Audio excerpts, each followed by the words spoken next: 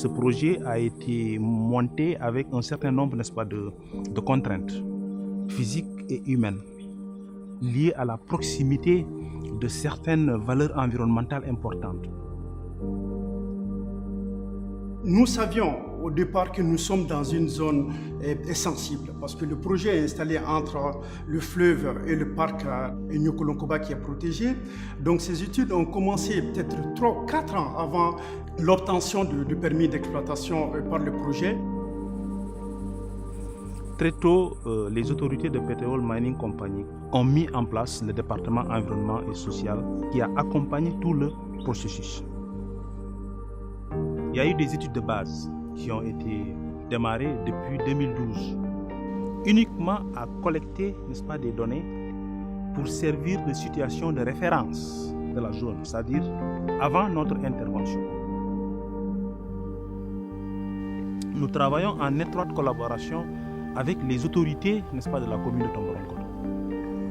Nous avons financé ce qu'on appelle le plan de développement communal. Ce plan a un seul but, aider à la fois le développement économique de la localité tout en tenant compte, n'est-ce pas, tout ce qui est aspect conservation de l'environnement et de la biodiversité pour la durabilité de ce développement.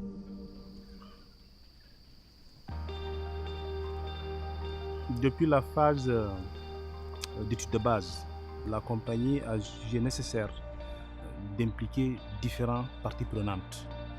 C'est dans ce sens-là que nous avons fait appel à un groupe d'experts indépendants de nous conseiller par rapport à l'option de conception du projet que nous voulons développer. Le panel est composé de scientifiques purs comme moi, mais également de gens de la société civile, c'est-à-dire des consultants indépendants. Alors ça donne une diversité de personnes qui se sont engagées bénévolement, puisque aucune d'elles ne représente son institution.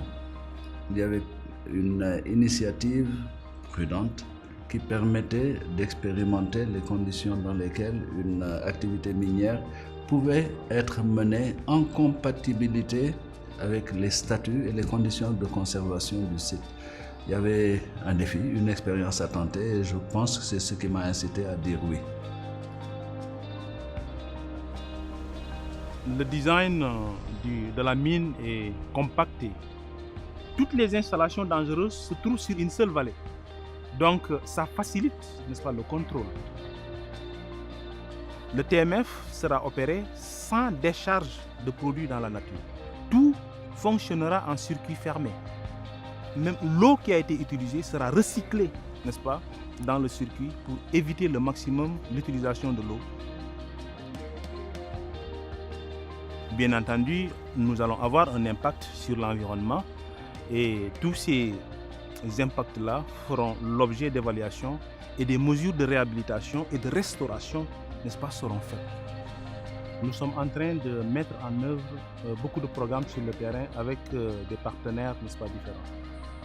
We have wanted to work in this park for a number of years now to improve the logistics around anti-poaching missions and also the infrastructure in the park. With Toro Gold, we found somebody who was also sharing the same vision that we do to really make a big difference in the long run.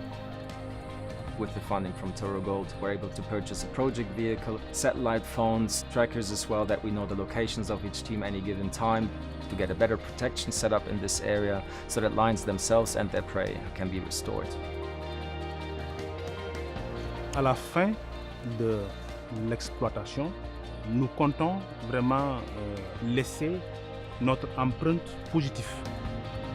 Ce qui est important dans les projets miniers, c'est d'associer et les autorités et les communautés, d'avoir une discussion au niveau central et au niveau régional. Notre façon de faire au niveau du Toro Gold, c'est cadre parfaitement avec la vision de pratiquement la plupart des pays producteurs d'or en Afrique. Notre vision à long terme aussi, c'est de laisser à cette communauté-là, en tout cas, un paysage stable, géomorphologiquement stable, géochimiquement stable, géotechniquement stable.